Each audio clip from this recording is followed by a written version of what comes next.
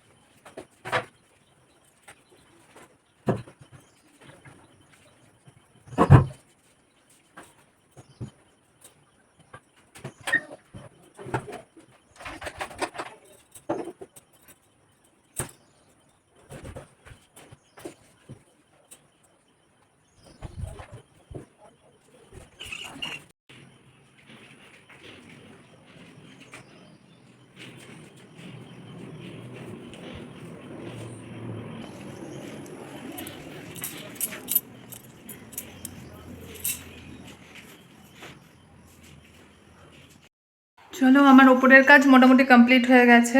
এখন যাব নিচে। এখন বাজে সকাল 8:30।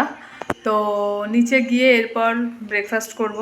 তারপর আরও অনেক কাজ আছে, জানোই যে অনুষ্ঠানের আগের দিন কত কাজ থাকতে পারে। তো এখন ওপরের কাজ মোটামুটি কমপ্লিট করলাম, এরপরেও অনেক কাজ আছে, এখনও ডেকোরেশন বাকি আছে। তো কি কি করছি তোমাদের সাথে শেয়ার করব, দেখতে থাকো।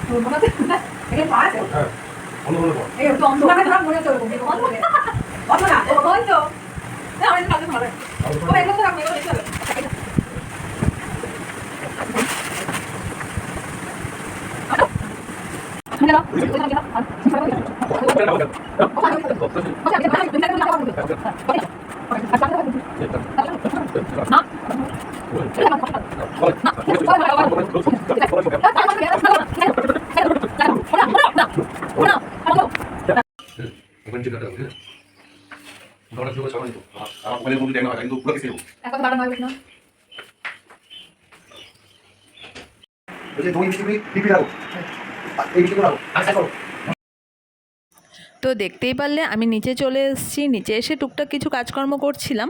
তো প্রচণ্ড জোর খিদে পেয়ে গেছে সকালে, যেহেতু ব্রেকফাস্ট হয়নি।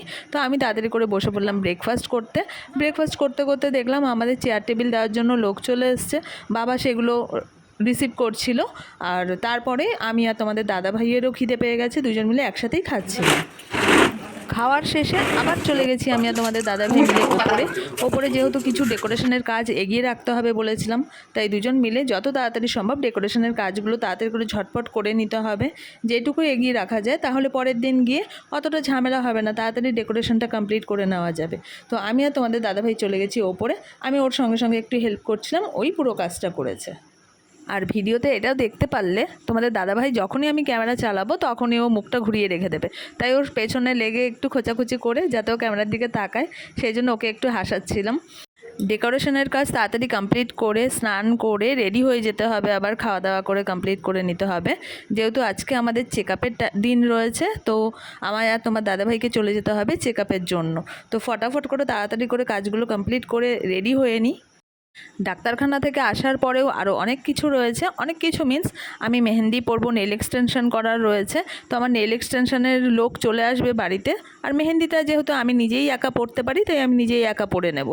তো ও আসার আগে আগে আমি যতটা পারবো নিজে একা একা একটা হাত অন্তত কমপ্লিট করে নেব, যাতে নেল এক্সটেনশন হওয়ার পরে রাতের মধ্যে আমি আরও একটা হাত কমপ্লিট করে নিতে পারি। তো চলো ভিডিওটা তোমরা দেখতে থাকো।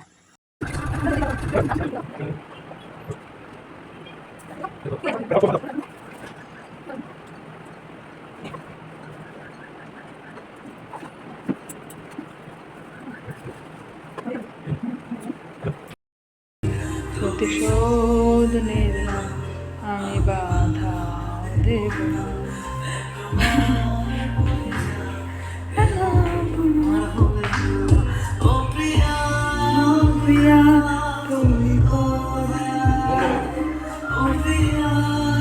দেখতেই পাচ্ছ আমি রেডি হয়ে গেছি ডাক্তারের কাছে যাব বলে।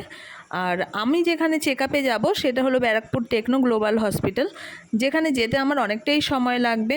আর যাব তো নিশ্চয়ই গাড়ি করে, আর সবাই জানো যে গাড়িতে ওঠা মানে আমার একটা অ্যালার্জি রয়েছে, ভমিটিংয়ের অ্যালার্জি। তো যেখানেই আমি যাই গাড়ি করে যদি আমার যাওয়ার থাকে তার আগে আমি দুমুঠ ভাত খেয়ে যাই, তাহলে আমার ভমিটিংটা হয় না, শরীরটাও অনেক সুস্থ থাকে।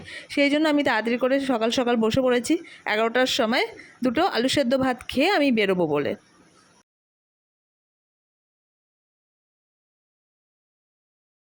তো দেখতে পারলে আমি বেরিয়েও পড়েছি, মা আমাকে গাড়ি অবধি দিতে চলে এসছে, যেহেতু ও গাড়ি নিয়ে চলে এসছে পুরো বাড়ির সামনে। আর সাথে মা আমায় একটা আম কেটে দিয়ে দিয়েছিল, কাঁচা আম, যাতে গাড়িতে আমি ওটা খেতে খেতে যাই, আমার বমিটিংটা না আসে বা কোনো শরীর খারাপ না হয়। আর গাড়িতে যেতে যেতে আমার তো কিছু না কিছু লাগেই খাওয়ার জন্য, জলজিরা হোক বা লেইস হোক বা আম হোক, কিছু না কিছু আমার খেতে খেতে যেতেই হবে, নয়তো আমি গাড়িতে থাকতে পারি না। আমার ওষুধ খেলেও আমার ওষুধ কোনো কাজে দেয় না। যাই হোক, তো আর আমায় যিনি দেখেন তিনি হলো সপ্তাহে 3 দিন করে বসেন, কিন্তু আগের 2 সপ্তাহ উনি বসেননি, তাই আজ তাড়াতাড়ি চলে গেছি যাতে তাড়াতাড়ি আমরা দেখিয়ে চলে আসতে পারি। না হলে ওখানে প্রচণ্ড ভিড় হবে আজকে, যেহেতু আগের 2 সপ্তাহ বসেননি উনি, তাই তাড়াতাড়ি করে ওখানে আজকে চলে গেছি, যেহেতু আমাদের তাড়াতাড়ি আবার বাড়ি ফেরারও রয়েছে। তো তাড়াতাড়ি চলে যাব হসপিটাল, ওখান থেকে তাড়াতাড়ি করে চেক আপ করে যত তাড়াতাড়ি সম্ভব বাড়ি আমাকে ফিরতে হবে, যেহেতু নেল এক্সটেনশন আমাকে করাতে আসবে। ও চলে আসবে 4টের মধ্যে ও চলে আসবে বলেছে। তো আমায় যে করে হোক 3টের মধ্যে বাড়ি ফিরতে হবে। বাড়ি ফিরে আমাকে তাড়াতাড়ি করে খাওয়া দাওয়া করে স্নান করে পুরো ফ্রেশ হয়ে যেতে হবে। আর ও আসার আগেও আমায় একটা হাতে মেহেন্দি পুরো পরা কমপ্লিট করতে হবে, যার জন্য আমরা তাড়াতাড়ি করে চলে গেছি ডাক্তারের কাছে, ডাক্তার দেখিয়ে তাড়াতাড়ি চলে আসবো বাড়িতে।